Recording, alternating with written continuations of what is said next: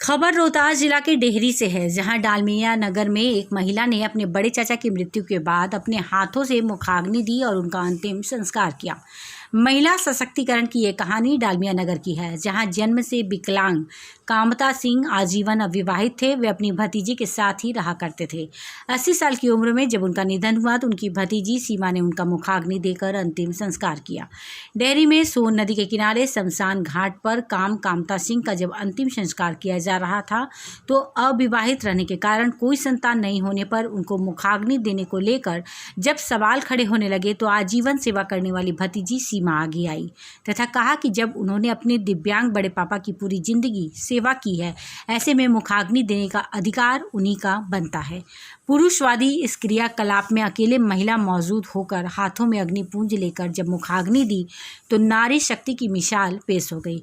एक महिला बेटी बहू बनकर सेवा भी कर सकती है तो अंतिम संस्कार में भी उसकी भूमिका कम नहीं आंकी जा सकती। सीमा अपने बड़े चाचा को मुखाग्नि देकर संतुष्ट है।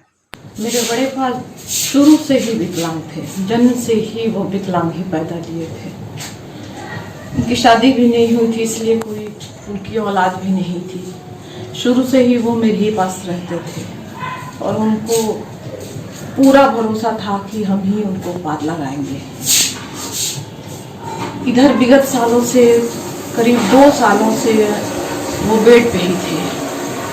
उनका सारा क्रियाक्रम, लैट्रिन, बाथरूम, खाना पीना सब बेड पे ही हुआ करता था। अब सेवा करते करते मुझे कष्ट तो होता था, लेकिन कभी ये नहीं लगा कि ये चले जाए ताकि हमको आराम हो जाए। लेकिन उनके शारीरिक कष्ट को देखते हुए मुझे बार बार ऐसा लगता था कि भगवान इनको उठा ले जाए। बहुत सारे डॉक्टरों से संपर्क किए, बहुत सारे लोगों को दिखाए, लेकिन सबने जवाब दे दिया, बोला कि घर की सेवा कीजिए, इसका कोई विकल्प नहीं है। भगवान से यही प्रार्थना है, बाबा भोलेनाथ की नगरी में जाएं और उनकी आत्मा को शांति प्रदान।